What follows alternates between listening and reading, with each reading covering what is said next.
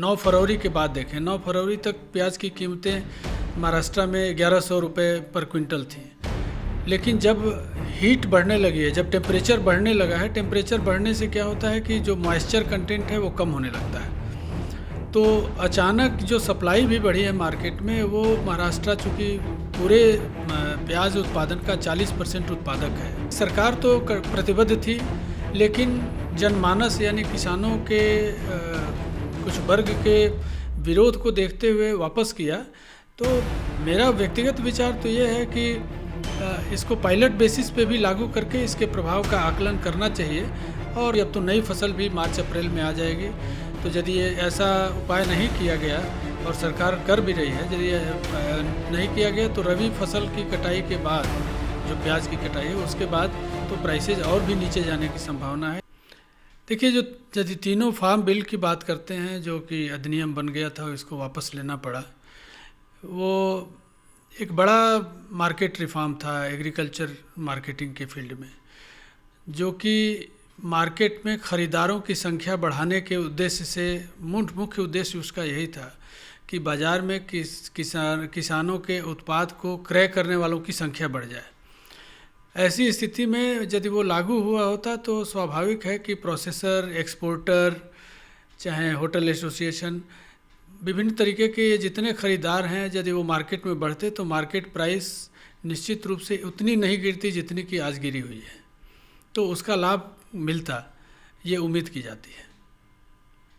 थोड़ा और एक्सप्लेन इसको कर सकते हैं? वर्तमान जो क्राइसिस है वो यदि आप 9 फरवरी के बाद देखें, 9 फरवरी तक प्याज की कीमतें महाराष्ट्र में 1100 रुपये पर क्विंटल थी।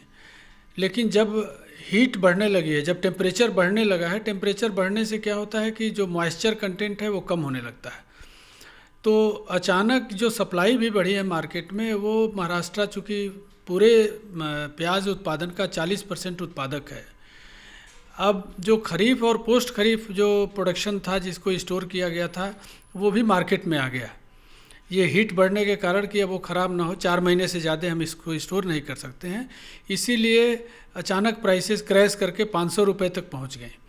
और ट्रेडर एसोसिएशन भी डिमांड करने लगा कि नेफेड को इंटरवेंशन करना चाहिए, सरकार को नेफेड के माध्यम से क्रय करना चाहिए, और नेफेड ने क्रय करना शुरू भी कर दिया, क्रय केंद्र खोल दिए गए।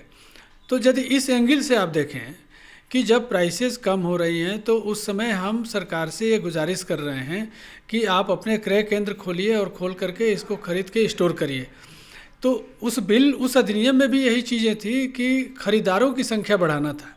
तो सरकार तो एक खरीदार है, सरकार खरीद सकती है, लेकिन यदि वो बिल लागू हुआ होता, यदि वो अधिनियम लागू हुए होते तो और अधिक खरीदार मिलते, तो हो सकता है कि सरकार को भी खरीदने की नौबत नहीं आती और मार्केट प्राइस ऊपर चली जाती।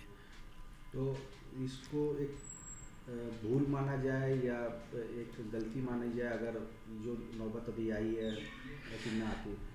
इसको भूल नहीं मान सकते हैं, इसलिए कि सरकार तो प्रतिबद्ध थी, लेकिन जनमानस यानी किसानों के कुछ वर्ग के विरोध को देखते हुए वापस किया।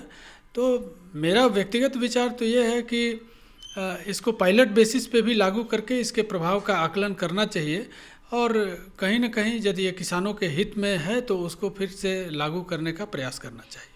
अब इससे कैसे उबर सकते हैं सर? देखिए, जब नेफेड मार्केट में आया है तो नेफेड के इंटरवेंशन से प्राइस तो जो गिर रही थी वो रुक जाएगी, और सरकार ने एक्सपोर्ट भी प्रमोट करने का प्रयास किया है। एक्सपोर्ट पे कोई रोक नहीं है।